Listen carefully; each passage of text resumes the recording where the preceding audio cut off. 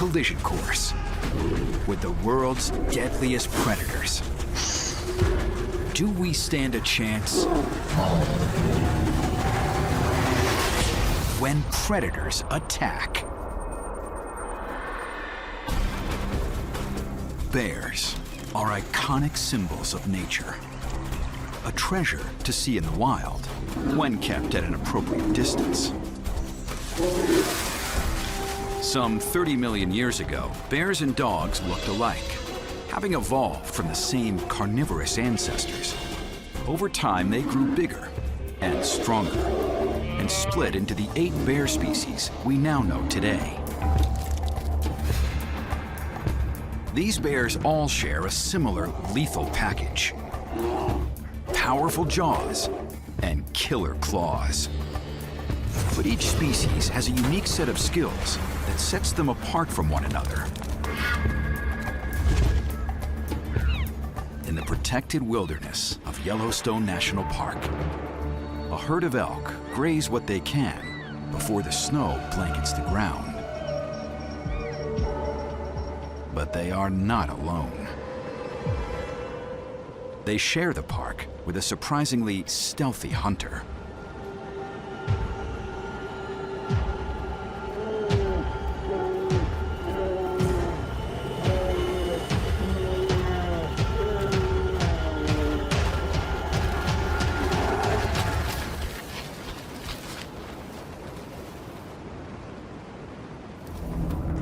The American black bear. It can stand up to 6 feet tall and weigh nearly 600 pounds, and yet goes unnoticed in its forest environment thanks to its dark, bristly fur. It hides and stalks prey from above. Its short, sharp, curved claws make it an expert climber and acrobat. The black bear is armed with a keen sense of smell, several times greater than a bloodhound's, and excellent hearing. Believed to be more than twice as sensitive as a human's. When it spots its prey, it runs up to 30 miles per hour, faster than an Olympic sprinter.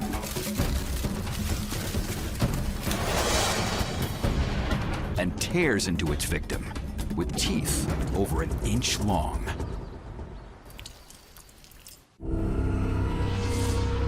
American black bears roam from the easternmost part of North America, northern Mexico, up through the United States, including much of Canada, where 2 vacationers are about to encounter the unthinkable.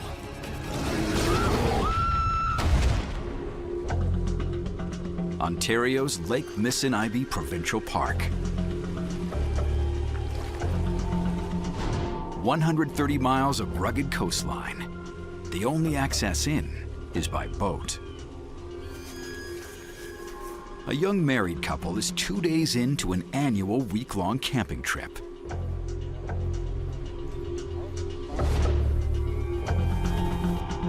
Jacqueline Perry and Mark Jordan are enjoying a relaxing break from their city life. Until a dark shape appears from behind the brush.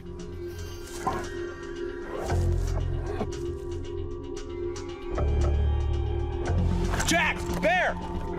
A black bear lunges at Jacqueline.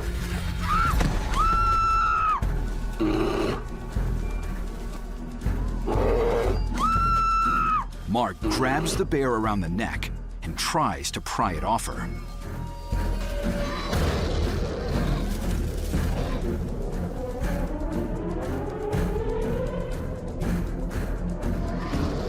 The bear bites Mark on the neck, then turns its attention back to Jacqueline. Mark grabs the only weapon at hand, his pocket knife, and jumps between the bear and his wife.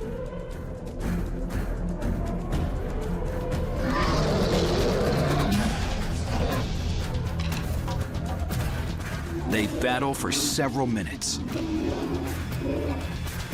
Mark's knife finding the bear over and over.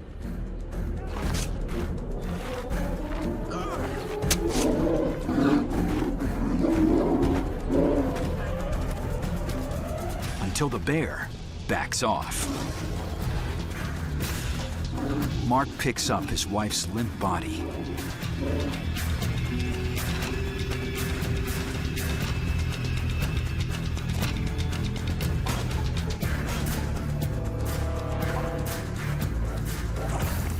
With nowhere else to go, he takes to the lake.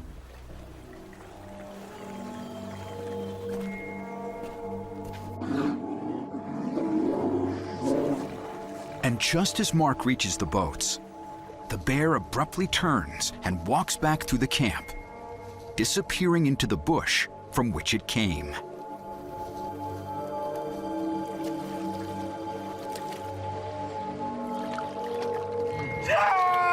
Help me! Help me! Help us, please! But his echo is the only response. I hear like screaming, you know, like shouting. At first I didn't realize what it was. Then I realized it's help. And I said, my son, something is wrong. Okay, go see what's happening. Father and son campers discover the battered couple.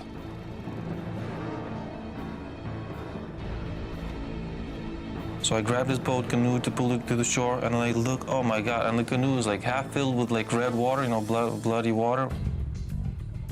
The men help Jacqueline and Mark onto their larger, faster boat. And when I was lifting her, there were wounds from bear claws, like four deep wounds. He had a very bad wound. All this muscle was torn, you know, and it was bleeding. And he was totally white. He lost a lot of blood. The men speed to the mainland.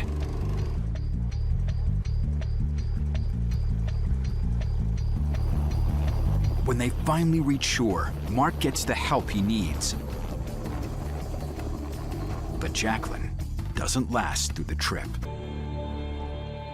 Black bears are normally shy and avoid humans altogether. But when on the brink of starvation, they may see people as prey. In the last 10 years, there have been around 25 fatal black bear incidents in North America. And in densely populated areas, black bears and humans are meeting each other more and more.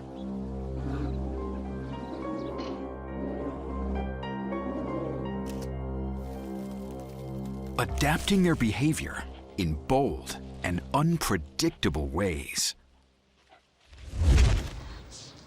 New Jersey, USA. It was my daughter's second birthday. I had gotten up early and made brownies to take to playgroup with us to celebrate her birthday. It was a school day for my son, so he had gotten up and dressed, and he was in the living room eating a Pop-Tart, watching TV, and I was in my daughter's room getting her dressed. I heard a noise at the screen door, and I was about to call out to him. Mom, bear's coming in! Bear's coming! I grabbed the kids, ran down the hall to my bedroom.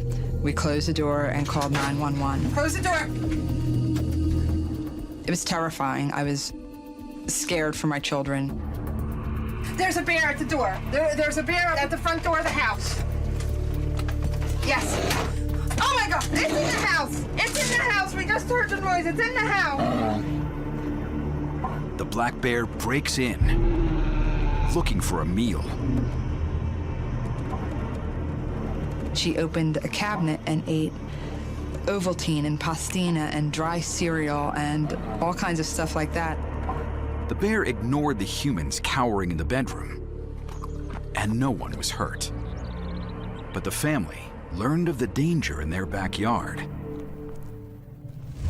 And there are bigger bears out there.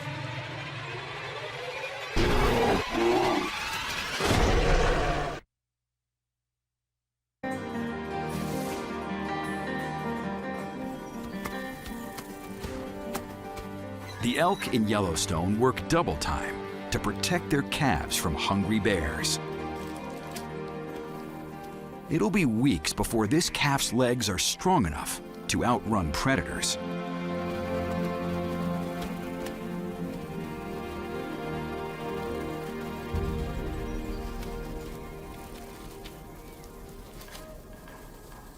Sensing danger, the mother moves away from the newborn so she doesn't reveal its location.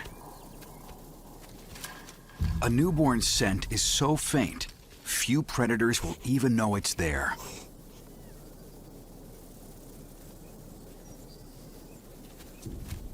But this grizzly is close and has one of the most sensitive noses in the animal kingdom.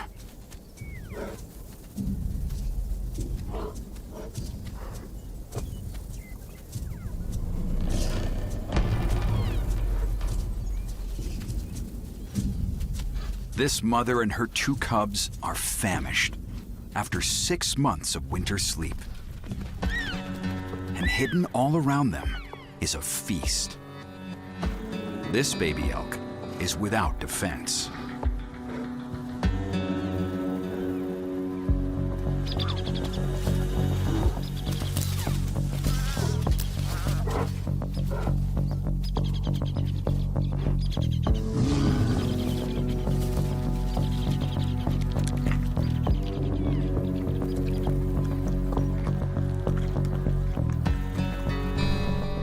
The grizzly.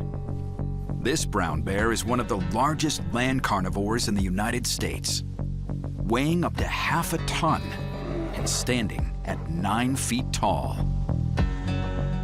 And it's still fast. A full-size grizzly can gallop for 2 miles at speeds of 35 miles per hour. A grizzly's bite strength rivals that of carnivores like leopards. Its claws extend up to 4 inches long, 4 times the size of the black bear's. And the grizzly has an added weapon in its arsenal: the shoulder hump. A dense pack of muscle connected to a grizzly's shoulders and forearms. It delivers extra force that comes in handy when grizzlies dig deep in the earth for roots, fight over food or mates, and take down large prey.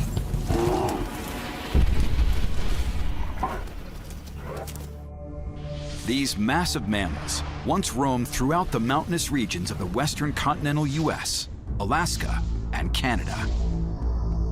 But human encroachment has drastically reduced the grizzly's domain and numbers. In the US, only about 1,000 grizzlies still roam, mostly in the country's popular national parks. August 2005. Johann Otter and his 18-year-old daughter Jenna are on an early morning hike in Montana's Glacier National Park. The heart of grizzly country. When you're in Glacier, at that part, you're in the middle of wilderness. There's no civilization, there's no help out there whatsoever. And we started on the trail. It was relatively quiet since it was about 7:30, 8 in the morning. We started walking, just talking loud. General precaution when you're in grizzly bear country is to make noise so that you alert whatever animals are around you of your presence. And it was about 2 hours into our hike when we came around a blind corner, and coming the opposite direction was a mother grizzly bear and 2 cubs. And we just kind of hit face on at about 6 feet away. And she takes 2 steps back and says something like, "Oh no." And suddenly I see this animal running at me, and it bites me in the back of my thigh. It starts moving around like you're a rag doll. trapped between a raging bear and a 30-foot drop, Johan makes a life-and-death decision. I have to get into safety, and I basically dive up the trail into some bushes, about 20 feet below. Safe, but badly battered, Johan calls for his daughter. Jenna, come down here. It's safe down here. I don't think Jenna ever heard me. But the grizzly does.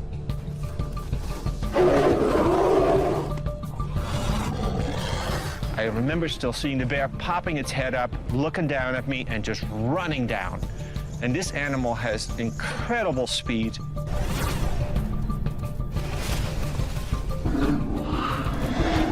Within seconds, the bear is back on top of Johan.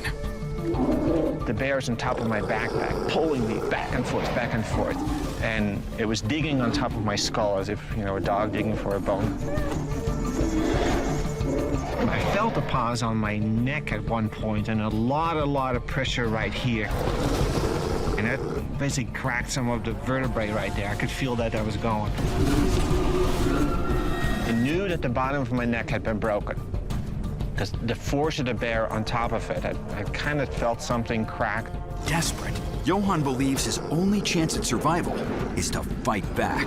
I grabbed it by the throat, and I remember looking it straight in the eyes, and it looked straight back at me, 2 amber brown eyes. I'll never forget that sight. Then it bit me in the skull, and then I could feel a tooth going into the back of my neck. And that's when I thought, that's just not good. I'm going to die. If I'm gonna keep playing dead, I'm actually going to be dead. Johan decides he must fall again and jumps an additional 30 feet. The mother grizzly lets Johan go, but turns her attention towards Jenna. I waited in the bush. I don't know how long I waited. My instinct was to lie there in the bush and cover myself up. Jenna Otter hides from the agitated mother bear that attacked her father. So I put myself in the fetal position and thought I was being quiet. The grizzly may not hear her, but it can smell her. And I remember distinctly hearing sort of the under-breath sort of growls. From there, it just reached down, like bit me around the head, tore me to the side. At that point, my mouth was torn completely open. It bit me on the shoulder and tore me the other way.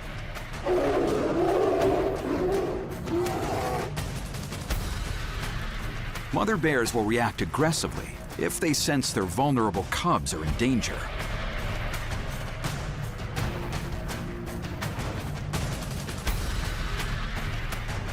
When the threat passes, they'll likely disappear back into the wild. So almost always, playing dead is the best response. Kind of looked at me over, sort of saw that I was bloody and I wasn't moving, not a threat to its cubs, and just walked off. Yeah. Jenna and Johan estimate that their combined attacks lasted less than 5 minutes. Discovered by a passing hiker, the pair was airlifted to Seattle, Washington for emergency medical attention. I just couldn't move my arm. It was because the bite had gone down to the bone. And my head felt really bloody and caked with blood because there were some gashes in there from it biting around my face. And I was so lucky. But her father was not. They had to take care of approximately 28 wounds. I believe there were 6 different vertebrae that were broken. 2 ribs broken on one side, 1 rib on the other side. Also, the bear's claws must have hit me in the eye. Also, the clawing of the bear on my head, it took off 60 to 80% of my scalp. I lost half my blood while I was on the mountain. Also, I broke something in here, broke my nose. 4 weeks and 6 surgeries later, Johan was finally released from the hospital. And with Johan and Jenna's scars comes a newfound respect for one of the world's deadliest species. It's just an amazing animal, just an amazing amount of muscle, all in this one body. It's just one big piece of muscle, basically. Just amazing. I don't feel any ill will towards grizzly bear, just grizzly bears in general, or the particular grizzly bear that attacked us at all. It was doing what it naturally does. Despite the sheer volume of hikers around the United States national parks, the number of grizzly attack fatalities is low, under 50 since the year 1900. But larger populations of grizzlies live in Alaska and Canada, where encounters with humans are more common.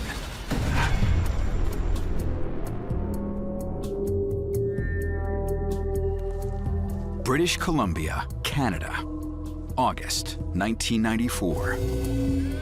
Deep in the forest, Louis Van Grudel and Wade Shodine are marking high-quality timber for logging. Just before 11 o'clock, we heard something. You hear that? You know, we heard it was woofing and kind of a bark above us. And we could hear the sound getting closer. We had decided, yeah, it was a bear. Wade races up a tree, but Louis isn't so fast. Suddenly, he's facing a grizzly.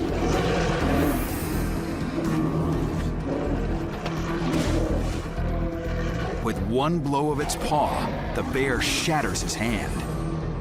Its teeth rip into his flesh, all the way to the bone. I grabbed the bear by the ears, trying to reduce his leverage on me, and he ended up picking me right up. It was effortless. He weighs 200 pounds and is a former competitive wrestler. But against this grizzly, Louis has no chance.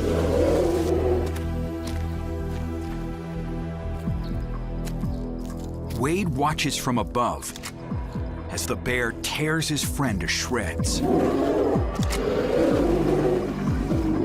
remember the teeth tearing the scalp off his head. The sound I'll never forget. Hey, get out of here! No! Get out of here! Hey! Wade yells at the bear, hoping to distract it from mauling Louis. Hey, get out of here! Hey! You know, I feared for Louis, obviously. And I thought briefly that I should jump down. And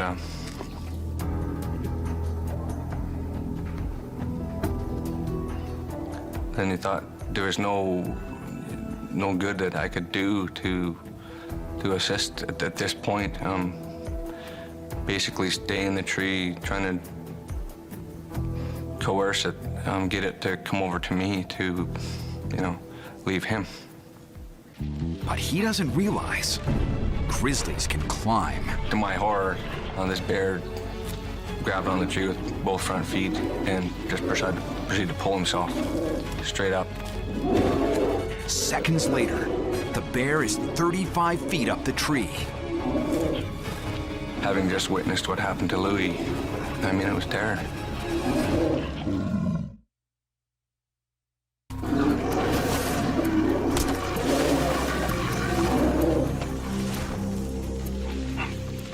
Some 30 feet in the air, Wade Shodine fights off the grizzly that battered his friend. The bear claws and pulls, but Wade has a plan. Before racing up the tree, Wade removed his vest. Inside was his only real defense: bear spray. Like the potent mace used by policemen in the military.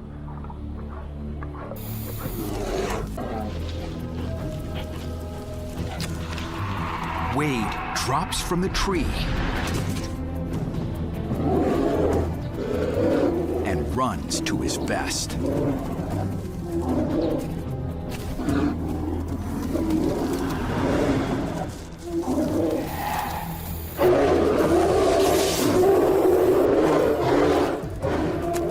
It laid at the bottom of the tree for I don't know how long, just in a big pile.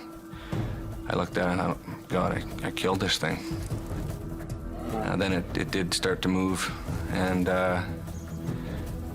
slowly kind of got up and was wheezing really bad, and blowing like his nose, and started to wander off in the direction from which it had come. And if it hadn't been for the mace, I could almost guarantee you that either one of us would have survived. So. About an hour later, rescuers arrive. Louis is so badly injured that it takes 2.5 years and 16 surgeries to repair his body. Most bear attacks happen when humans venture deep into the remote wilderness, like the Kodiak Archipelago, home to the world's largest brown bear.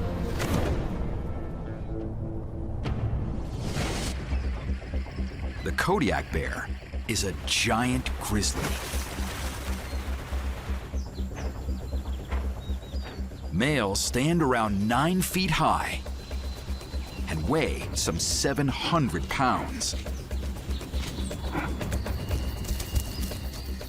Yet they can run up to 30 miles per hour, covering 60 yards of wilderness in 6 seconds.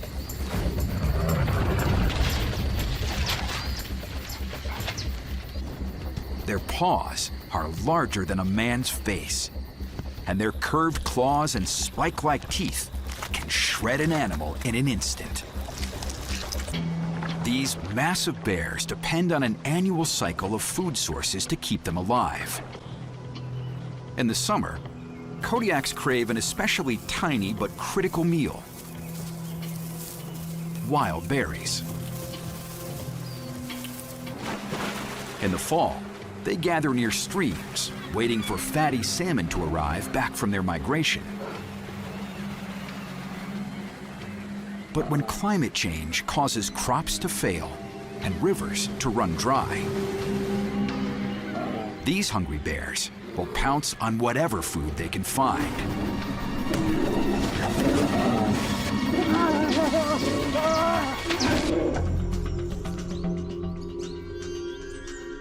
November 1999. A party of seasoned hunters ventures into the wilderness to hunt deer. In the group is 68-year-old Gene Moe, his son Carl, and 2 friends, Steve Fitzpatrick and Tom Froelich. It seemed like started out like any normal day, and everything was fine. Everybody seemed to be in good spirits.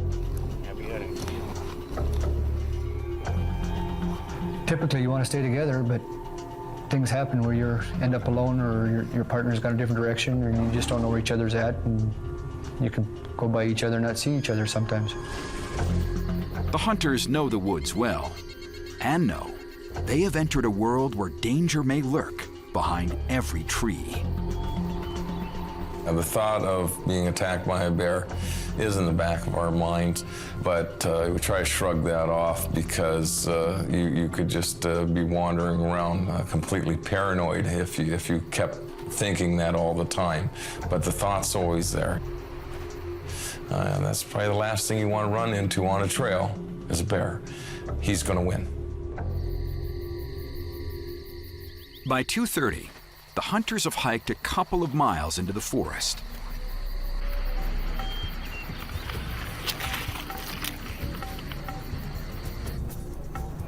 And 68-year-old Gene Moe has had some success. He's killed a deer, but with it comes the attention of a hungry predator. Out of nowhere, a Kodiak bear slams into Gene Moe. The bear's teeth and claws rip into him. Gene manages to reach for his knife and stabs the Kodiak at least 3 times in the head and neck.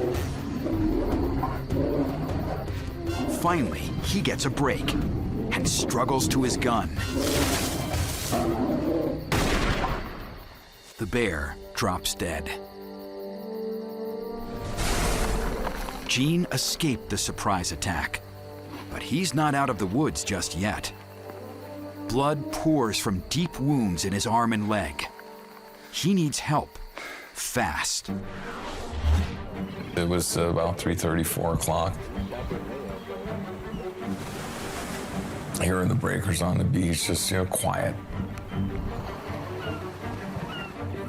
And I hear a noise, and didn't pay much mind, and I heard it again.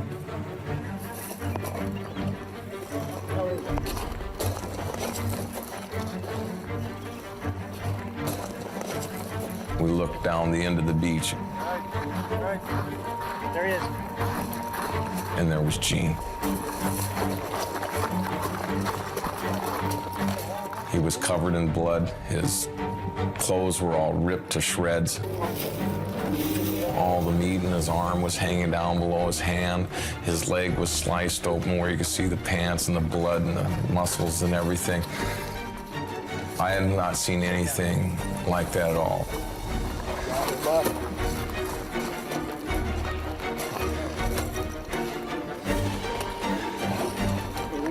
The wounded hunter has only one desire, that his death be quick. The first thing Gene says, shoot me. And I said, Gene, I can't do that. But if you ask me tomorrow, maybe I will. He jumped in the boat, we launched it off and took off. They speed toward the nearest hunting lodge, 20 minutes away. From there, they can radio the Coast Guard for help. That's sitting in the boat going back, he starts to nod down and that.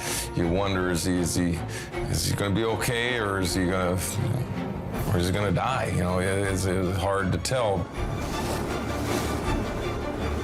Gene is suffering massive trauma, blood loss, and shock.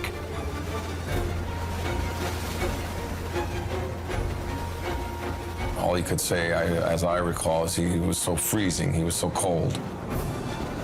The boat is traveling at 20 miles an hour. The air is 20 degrees Fahrenheit.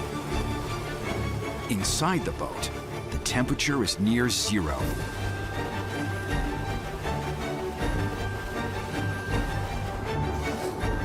But the extreme cold is actually buying him precious time by constricting his blood vessels, slowing the loss of blood.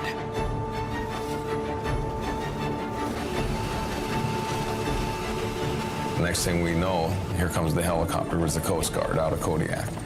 And they landed out on a little peninsula that was there. The chopper takes Gene to Kodiak Medical Center. After 6 hours of surgery and 6 weeks of recovery, Gene is able to reflect on his experience. 100 things could have went wrong and I wouldn't have made it, but everything just fell into place, just clockwork, and I was so blessed with how everything came out. Gene doesn't blame the bear for what happened to him. The bear was starving and needed the meat from the deer, and if he would have let me, if he would have stopped, I would have walked away and he would have had the meat. It came right on me, so I had no chance but to defend myself. And so we had this fight. There was 2 of us trying to survive, and I was very fortunate. I was the one that made it. Elsewhere in the world, the grizzly is outsized by a distant relative and the largest land carnivore in the world. The polar bear evolved from the brown bear some 150,000 years ago. This king of the Arctic is the world's largest bear.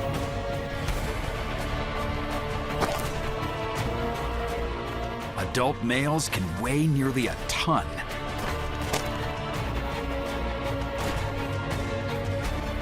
And stand over 10 feet tall.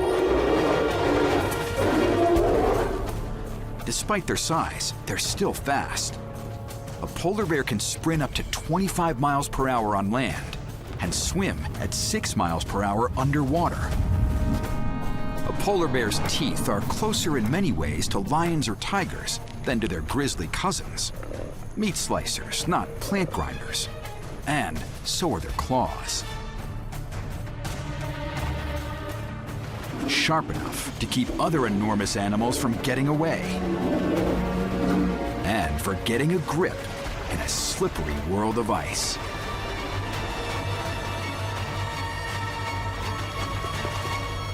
A polar bear can detect its prey from over 20 miles away. Its primary diet is fatty, sea-dependent seals.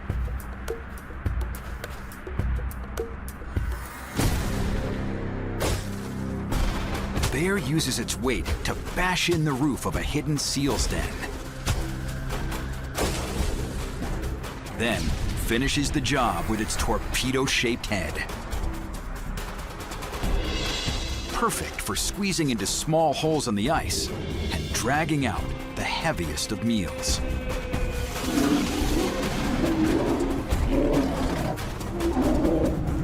This Russian video shows a polar bear taking on a bull walrus. Evidence of a polar bear's true power. A bull walrus can have 3-foot tusks and weigh nearly 2 tons. But it's virtually helpless against a polar bear's merciless assault.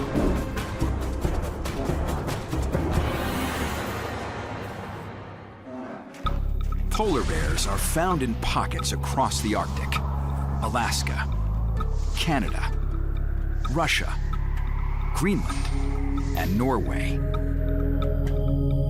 They depend on the sea ice to hunt for food rich enough in calories to keep them alive. But as the planet warms because of rising CO2 emissions, ice melts earlier and takes longer to freeze. So bears are spending more time on land. Driven by starvation, they seek new prey wherever they can find it.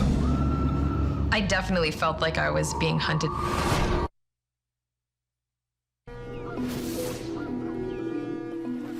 Churchill, Canada. Every fall, thousands of polar bears congregate here in anticipation of the first freeze, earning this small town the title of Polar Bear Capital of the World. Part of Churchill's beauty is definitely the rawness of the environment. There's one 4-way stop. You know, there's no traffic. It's just this sort of untouched area of the world.